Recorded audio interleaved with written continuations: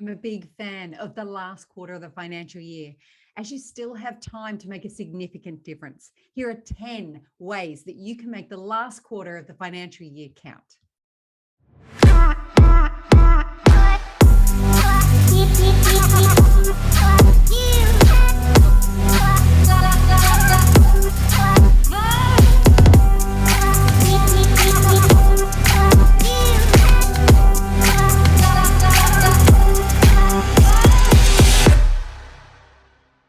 One, get clear on what record-keeping tasks still need to be completed.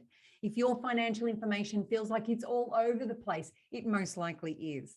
Now is a good time to get your information together, whether that be in paper form or in digital form through your online programs like Xero or QuickBooks. Some of the tasks you can perform now to get on top of your financial information include getting your bank reconciliations up to date.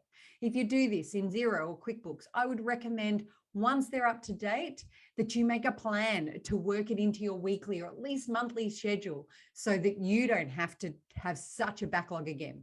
If it's paperwork from a bank reconciliation perspective, be sure to have all your receipts and invoices together. These can be organized by date, month, or even client or supplier. The goal is to get it all organized in one place before at least July, even though you usually have until the end of October to get your taxes completed. Getting this handed over by early July will leave you room and headspace to get into the new year without having to deal with the residual of the year gone. Having details on your income, assets, expenses, and deductions already at hand when they're required can save you a lot of time and stress, not to mention saving you a lot of money being spent on meaningless tasks by your accountant to get this up to date. 2, perform your product stock takes and understand the impact of your stock levels and align these with your plans for the new financial year. Any business that sells a product will have heard the reference to stock takes and how it can be a valuable process. If it's that valuable, why do so many still not make it a priority? This is the perfect time to perform product stock takes for many reasons as a business owner, regardless of how big your stock holding is. The first and most obvious is to learn how much stock you have available for sale.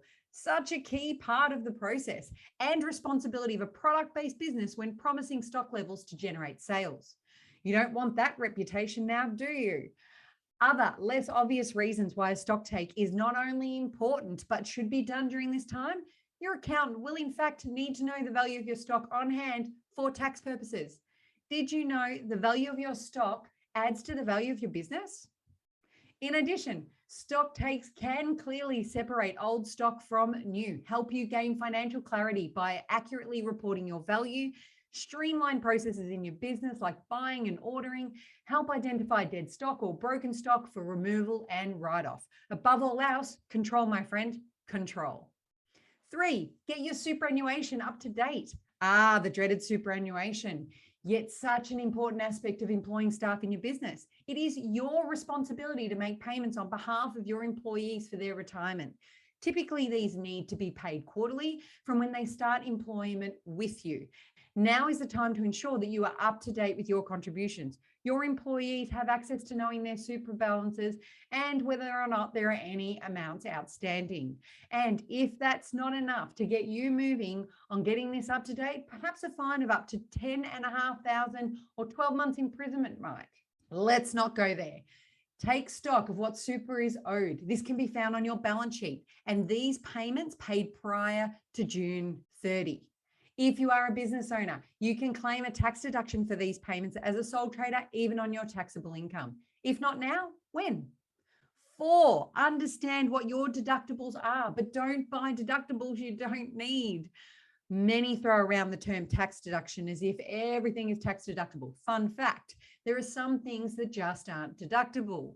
So now is the time to check in and see what they might be, along with those that you may not have thought of as yet that may actually be deductible. You may not know, but charitable donations, income protection insurance, home insurance, if you're working from home, and working from home expenses are still tax deductions that you should include, among others, of course. The thing that always gets me when talking about tax deductions is this whole let's spend money before the end of the financial year on things, some of which make sense, on paper, but others may not. And you just end up spending money when you don't really need to, as an attempt to avoid spending money on tax. Yes, it's that ironic. Having a simple plan on early spending direction may make more sense than random spending habits dictated by a looming deadline. Number 5, review your actual results against your forecasted results. It's never too late. How this ended at 5th, I am not quite sure, but here we are. Now is the perfect time to review your actual results for the year to date against those you have forecasted to date. The beauty in doing this now and not at the end of the year is that you still have 3 months, 12 weeks, 90 days, whatever way you want to look at it, to still hit your targets. It's no time to put the brakes on, my friend. There is still work to do and impact to be made. So get a hold of your profit and loss statement, look at it year to date, and compare that to your forecasted amounts. On track? Great. In front? Even better. Behind? Get a hold of your average daily sales number. Work out what sales can still be made and adjust your marketing strategy accordingly. Check in on your expenses, collect any outstanding money from clients, delete any unwanted subscriptions. Do what it takes. It's also time to check in on your cash balance. It is, after all, the driver of decisions and strategy. The biggest takeaway here, my friend, is it's not too late. Keep going. Number 6, develop your financial forecast business plan for the new year. If you haven't already started, now is the time to create your financial forecast for the new financial year and check in on that business plan and make any necessary reviews and changes to ensure that it's still relevant. After all, business plans aren't just for the startup process. We know that, right? Your business plan is there to support your goals. Your plan needs to be adaptable, and regular reviews and updates will ensure that this is the case. Change is part of the business process. Your business plan should be flexible enough to handle this also. Your financial forecast should encapsulate your profit and loss, your balance sheet, and your cash flows. Each should reflect the other. Your profit and loss should determine your profitability and cash recovery, which will in turn be linked to your bank statement, which is on your balance sheet, and your cash flow strategy. Your funding options you anticipate through lending will be reflected in your liabilities in your balance sheet, should also drive your cash flows and increase investment, which should be seen as an increase in revenues on your profit and loss. These connections should be prevalent when planning your business in the coming year. Number 7, understand what resources you will need to execute your new year plans. It's never too early to start bringing yourself up to speed and getting ready to go.